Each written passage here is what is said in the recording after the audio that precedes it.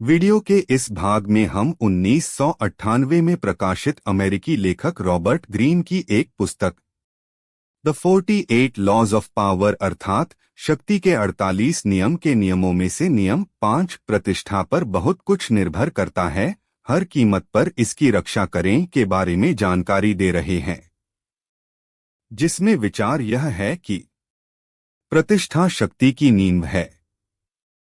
सिर्फ प्रतिष्ठा के माध्यम से ही आप दबदबा कायम कर सकते हैं और विजय पा सकते हैं।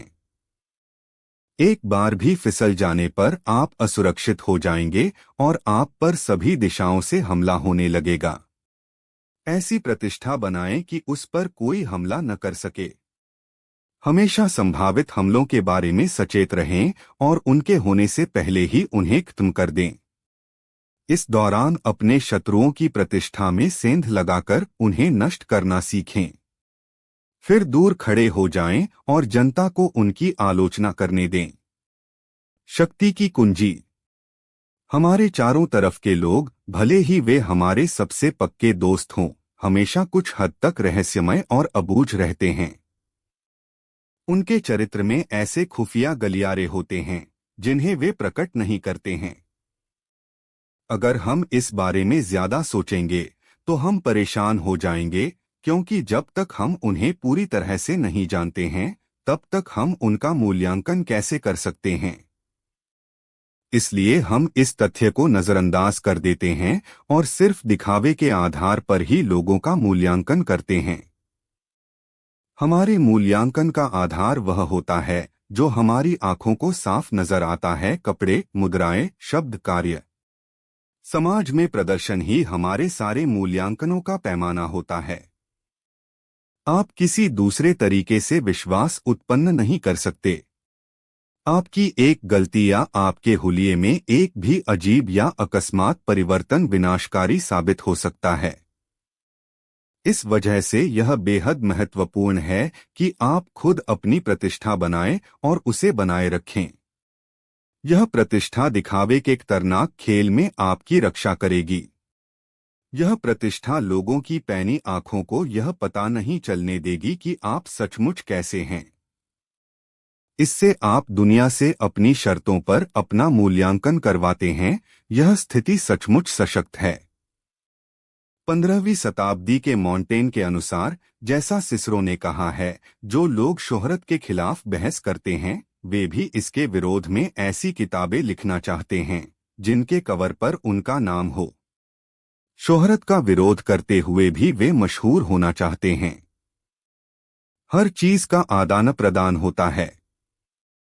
हम अपने दोस्तों को अपना सामान दे सकते हैं, जरूरत पड़ने पर उनके लिए जान भी दे सकते हैं, लेकिन अपनी शोहरत बांटने के मामले में दूसरों को अपनी प्रतिष्ठा का उपहार देने का उदाहरण मुश्किल से मिलेगा।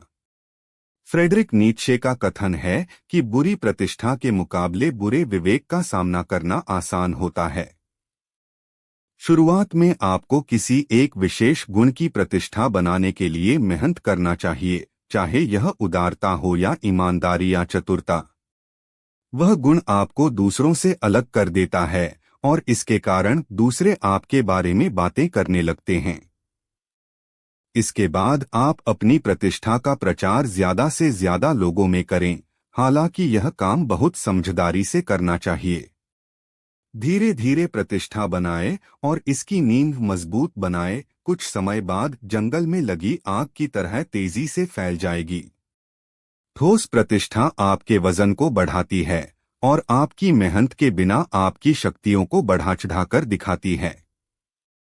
यह आपके चारों तरफ आभामंडल भी बना सकती है, जिससे लोगों के मन में आपके प्रति सम्मान, यहाँ तक कि भय भी जाग जाए। द्वितीय विश्वयुद्ध के दौरान उत्तर अफ्रीकी रेगिस्तान में लड़ते समय जर्मन सेनापति अर्तिन रोमल ने चालाकी और धोखेबाजी की प्रतिष्ठा बना ली थी, जिससे उनसे लड़ने वाली हर सेना दहशत में आ जाती थी।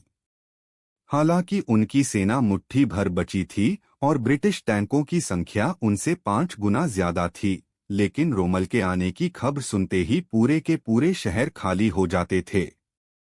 अपनी प्रतिष्ठा को किसी एक विशेष गुण पर आधारित करें।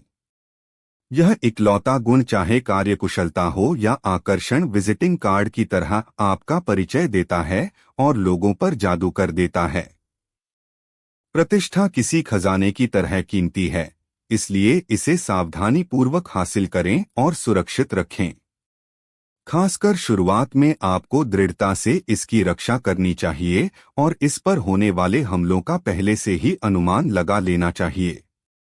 ठोस प्रतिष्ठा बनने के बाद अपने शत्रुओं की आलोचनात्मक टिप्पणियों से नाराज या रक्षात्मक होने से ऐसा लगेगा कि आपको अपनी प्रतिष्ठा पर भरोसा नहीं है और आप असुरक्षित महसूस कर रहे हैं। इसके बजाय उच्च मार्ग अपनाएं और कभी अपना बचाव करने की हड़बड़ी न दिखाएं। दूसरी तरफ किसी दूसरे की प्रतिष्ठा पर हमला करना बहुत कारगर अस्त्र है, खास तौर पर जब वह आपसे ज्यादा शक्तिशाली हो।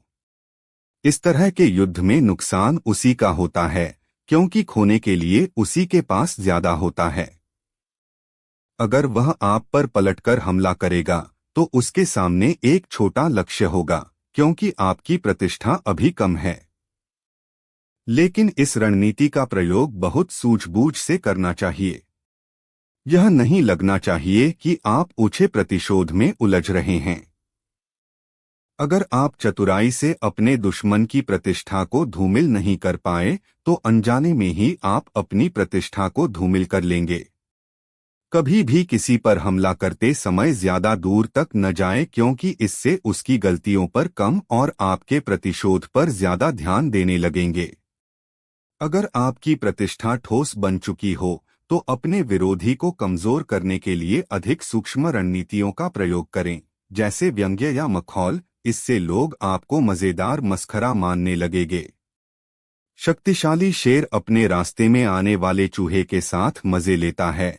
अगर वह कोई दूसरी प्रतिक्रिया करने लगे तो उसकी भयावह प्रतिष्ठा ही खत्म हो जाएगी। तस्वीर हीरो और माणिकों से भरी खान। आपने इस खान को खोजा और खुदाई की, अब आपकी दौलत सुनिश्चित है। इसकी रक्षा अपने प्राणों से ज्यादा करें।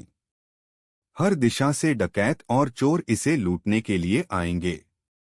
अपनी दौलत के बारे में असावधान न रहें और लगातार इसे चमकाते रहें। समय जवाहरातों की चमक फीकी कर देगा और उन्हें ओझल करके दफन कर देगा।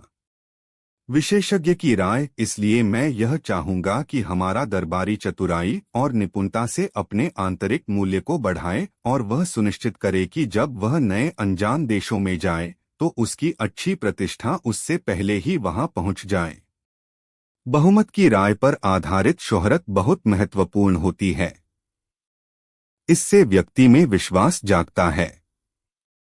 साधारण लोग बड़ी आसानी से ऐसे व्यक्ति पर विश्वास कर लेते हैं, क्योंकि उनके लिए बहुमत की राय महत्वपूर्ण होती है।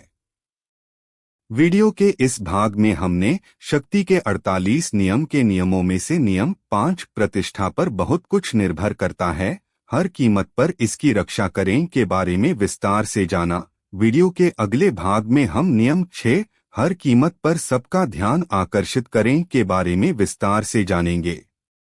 अगर आपको इस वीडियो में दी गई जानकारी और मेरा प्रयास अच्छा लगा हो तो चैनल को सब्सक्राइब और लाइक करें और बेल आइकन को भी दबाएं, जिससे मेरे आने वाले अगले वीडियोज की जानकारी आप तक पहुंच सके। धन्यवाद।